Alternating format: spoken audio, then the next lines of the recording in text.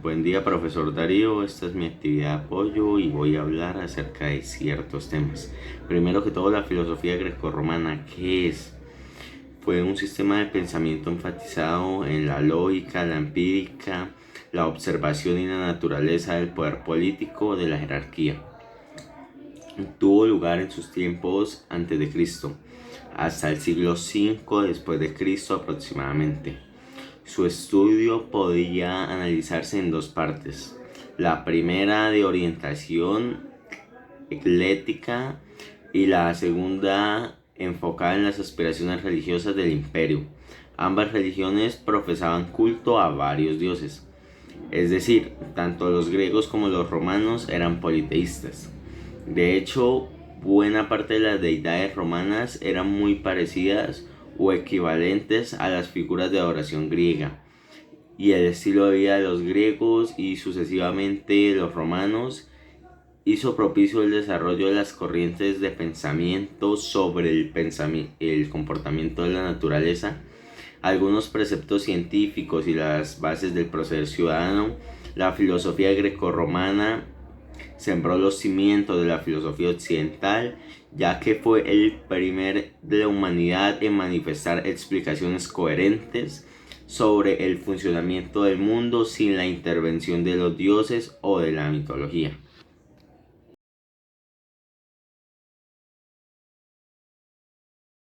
El siguiente es el pensamiento medieval. Bueno, el pensamiento medieval y la filosofía medieval.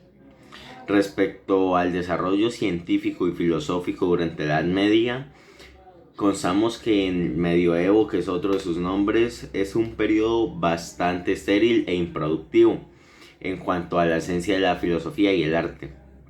El sistema de pensamiento teológico medieval es conocido bajo el nombre de escolástico. El escolástico es la corriente de pensamiento que agrupa en particular los teólogos que practicaban la especulación filosófica a medias, y pues se dice a medias que es que debido a que causa la condición de los hombres de la iglesia, los teólogos filosóficos estaban limitados y condicionados por sus dogmas y creencias religiosas. El pensamiento medieval se caracteriza sobre todo por el hecho de que la teología utiliza la filosofía para tratar de corroborar los dogmas religiosos. O sea, es el momento en el que la filosofía se transforma en sirvienta de la teología. La razón estaba en el análisis o especulación subordinada a la autoridad de la fe. La filosofía y el pensamiento racional estaban esclavizados por los dogmas de la teología. La búsqueda de la verdad, que es la característica principal de la filosofía, era totalmente ajena al pensamiento escolástico. Pensar por sí mismo, dudar y cuestionar algún texto u autoridad religiosa era sinónimo de herejía y podía significar la persecución, la tortura y la muerte bajo las llamas.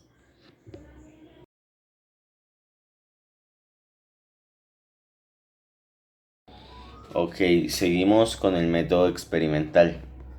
El método experimental, también conocido como científico experimental, se caracteriza porque permite que el investigador manipule y controle las variables de una investigación tanto como pueda, con la intención de estudiar las relaciones que existen entre estas con las bases del método científico. Se trata de un proceso que se utiliza para investigar fenómenos, adquirir nuevos conocimientos o corregir e integrar conocimientos previos. Se utiliza en la investigación científica y se basa en la observación sistemática, la toma de mediciones, la experimentación, la formulación de pruebas y la modificación de hipótesis. Este método general se lleva a cabo en las diferentes ramas de la ciencia: ideología, química, física, geología, astronomía, medicina y muchas otras más. La principal característica del método experimental implica la manipulación de las variables. Gracias a esto es posible observar y registrar las conductas de dichas variables para así anticipar los resultados y explicar comportamientos o circunstancias. Con el método experimental se busca obtener información que sea lo más precisa posible y sin ambigüedades. Esto se consigue gracias a la aplicación de operaciones y procedimientos de control. A través de esto se puede afirmar que una variable determinada influye de tal forma en otra.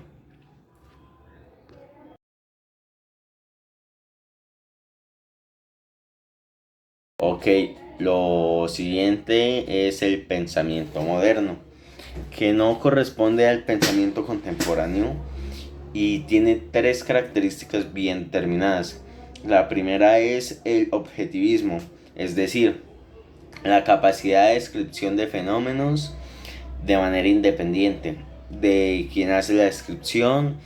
La segunda es el positivismo, o en otras palabras, la posibilidad de identificar leyes o reglas generalizables que gobiernan estos fenómenos. La tercera, derivada de la anterior, es la predicción, que se refiere a la capacidad de conocer el devenir futuro de un fenómeno. Si conocemos las leyes que rigen su dinámica, así como las condiciones iniciales, estas tres condiciones delinearon el pensamiento del hombre y la mujer moderna, desde su concepción inicial. Con el desarrollo de la revolución industrial en Inglaterra, se dio a pensar en el origen de una multiplicidad de roles que con el tiempo servirían de base para la consolidación de programas profesionales que ofrecen. Aún hoy las universidades, estos profesionales formados bajo esta concepción, fueron responsables de generalizar una visión del desarrollo basada en una palacia interpretación de la teoría de la evolución de Darwin. Según esta interpretación, sobrevive el más fuerte, y para sobrevivir hay que competir y derrotar al rival.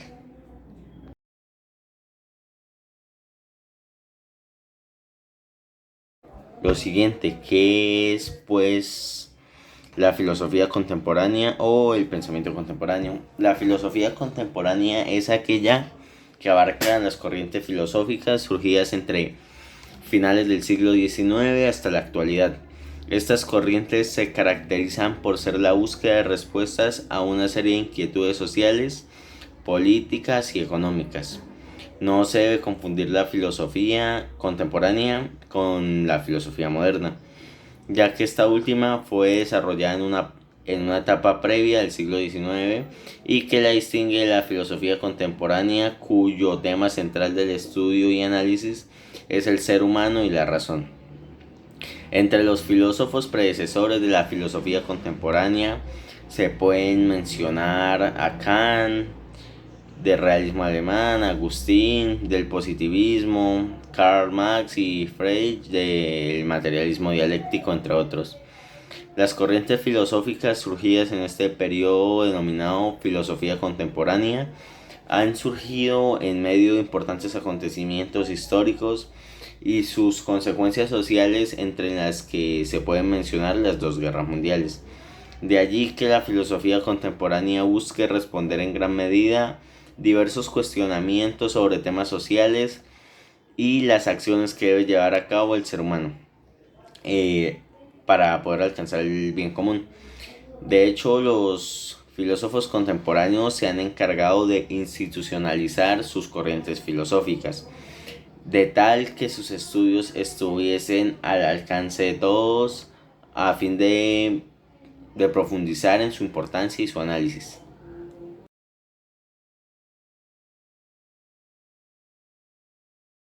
A continuación voy a explicar la axiología, el historicismo y el existencialismo. Primero que todo, la axiología. ¿Qué es la axiología? La axiología es una rama de la filosofía que estudia los valores. La axiología se aplica también a otros ámbitos como el derecho y la pedagogía, en el que aparecen temas de carácter axiológico. En ocasiones se utilizan los términos filosofía de los valores y teoría de los valores. Esta palabra procede del francés axiologe, formada de términos griegos. La axiología filosófica. Bueno, la axiología forma parte de la filosofía y se encuentra en un estudio y análisis de la naturaleza y las funciones de los valores. Aunque el concepto de axiología se comienza a utilizar en el siglo XX, los valores ya fueron objeto del estudio por parte de la filosofía a través de autores como Sócrates, Platón, Aristóteles y Kant. Ok, seguimos con el historicismo. El historicismo es una corriente de pensamiento y esta afirma que la realidad o todo lo que conocemos y los hechos que suceden son producto del desarrollo histórico. Para que la corriente histórica no hayan sucesos aislados, sino que siempre existe una conexión entre el pasado y el presente, la cual explica y da sentido a los fenómenos que ocurren. Y por último tenemos el existencialismo.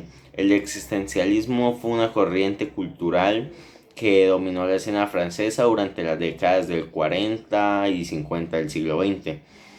Sus exponentes más renombrados son Jean-Paul Sartre, Gabriel Marcel.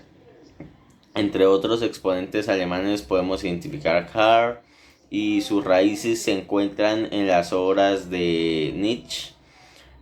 Como rasgo general de la filosofía existencialista en particular, se suele establecer que el existencialismo filosófico considera que la existencia humana no tiene un sentido ni una naturaleza predeterminada.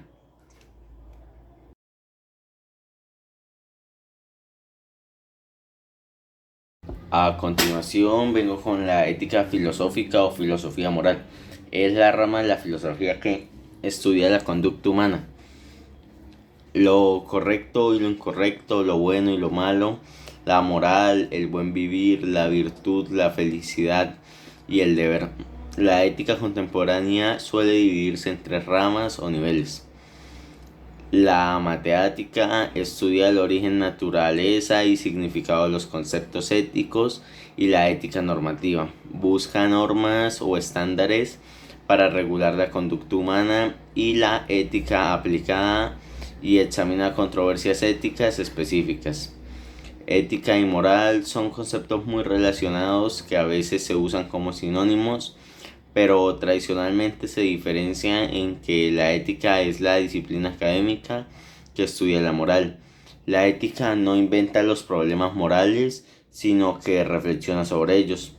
Las acciones relevantes para la ética son las acciones morales, que son aquellas realizadas de manera libre, ya sea privada, interpersonal o política.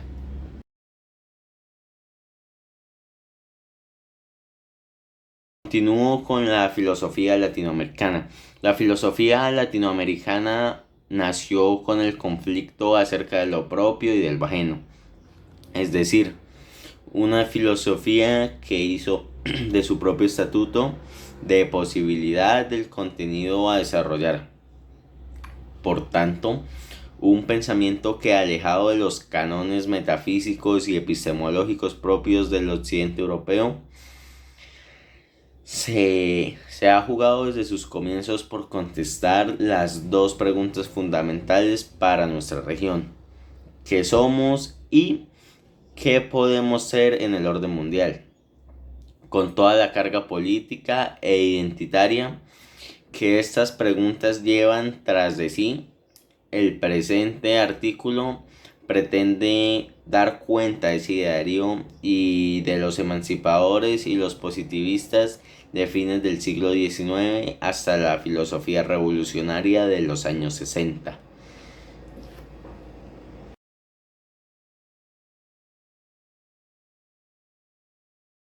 Bueno, continúo con la dimensión religiosa. La dimensión religiosa de nuestra vida en la tierra se enriquece con muchas dimensiones que nos hacen alcanzar campos de conocimiento y de acción cada vez mayores. Dimensión cultural, social, política, artística, etc. Entre ellas está también la dimensión religiosa, que nos relaciona con verdades y realidades que superan lo puramente material. Hablo de todas estas dimensiones y mucho desde varios puntos de vista.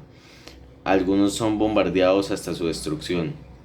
El neoliberalismo, la pobreza, el afán de lucro tienen su propia dimensión opuesta y destructiva, y aquellas dimensiones enriquecedoras con muchos matices y distinciones, pero se está formando como dos especies de seres humanos: el humano y el consumista digital competitivo.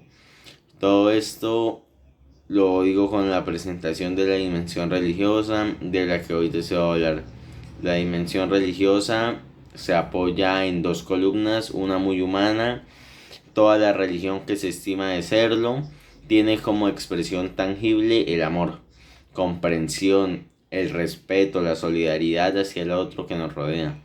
La otra es la fe, que nos abre un conocimiento insospechado de realidades creídas, que no se ven todavía, pero que nos marcan la vida presente y abren el horizonte después de la muerte.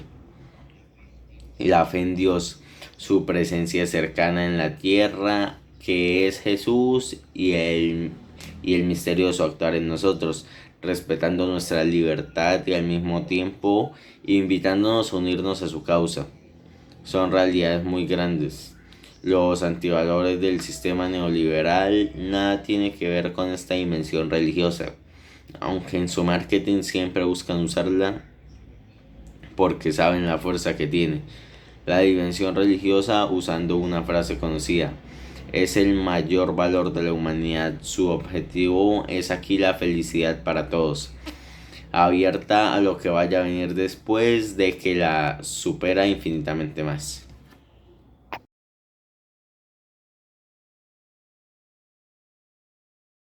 Por último tema, tengo el ateísmo. Bueno, el ateísmo es la postura o la convicción de que no existe ningún Dios o ser supremo. Niega además la verdad de toda fe o creencia relacionada con seres divinos o sobrenaturales, o doctrinas basadas en su existencia. Filosóficamente, los seguidores del ateísmo recurren a varios argumentos para cuestionar la existencia de Dios. Por un lado, ponen en duda la evidencia empírica de su existencia.